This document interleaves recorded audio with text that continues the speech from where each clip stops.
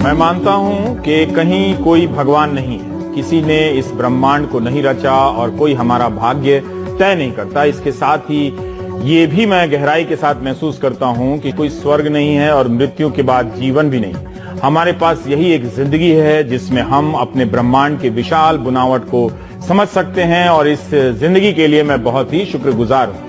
ये बात अगर मैं अपने नाम से बोल दूं तो 50 लाठी वाले दल लेके पहुंच जाएंगे, लेकिन स्टीफन हॉकिंग के सामने किसी की हैसियत नहीं है कि कोई उंगली उठा सके। स्टीफन हॉकिंग ब्रह्मांड की बारीकियों को समझने और समझाने वाले एक महान वैज्ञानिक ही नहीं, वो मिसाल थे इस बात की कि इच्छा शक्ति अगर हो तो शरीर की लाचारी दिमाग को किसी का मोहताज होने के लिए मजबूर नहीं कर सकती। जिस उम्र में कोई भी व्यक्ति सबसे ऊर्जावान होता है, उस उम्र में मोटर न्यूरॉन डिजीज नाम की लाइलाज बीमारी ने उन्हें घेरा। डॉक्टरों ने कहा कि वो कुछ साल ही जिंदा रहेंगे, लेकिन उन्होंने डॉक्टरों को गलत साबित किया और व्हील चेयर पर बैठे बैठे इस असीम ब्रह्मांड के राज ढूंढे और दुनिया को बताया।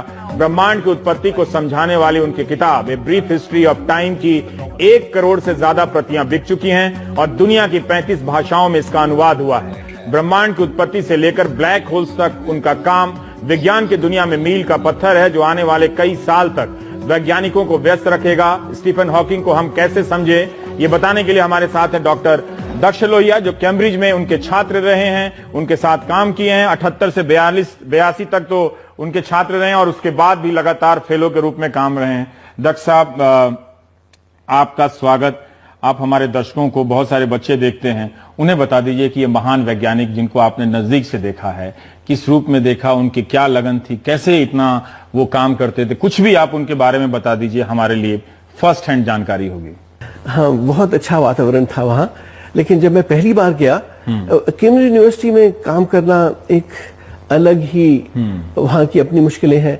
यहाँ की यूनिवर्सिटी में तो गणेश जी की प्लास्टिक सर्जरी पढ़ाई जाती है। हाँ, वो वहाँ तो नहीं होगा। प्रधानमंत्री प्रोपेगेट करते हैं। हाँ, वो वहाँ तो नहीं चलेगा। साइंटिस्ट प्रधानमंत्री। हाँ, पर इतना विज्ञान में भरोसा, भगवान को खारिज करना, चूंकि हम हिंदुस्तान के लोकेशन में बैठे हुए तो ये कॉन्फिडेंस है कि भी हमारे इसरो के वैज्ञानिक बिना पूजा किए हुए तो स्पेस छोड़ते नहीं। देखिए, पूजा आप चाहे जितनी कर ले, एक आस्था होती है, उसके कॉज या उसका पूरा फील्ड अलग है।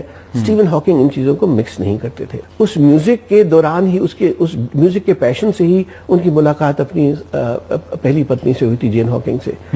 सो खैर, कितना कुछ बताया आपने।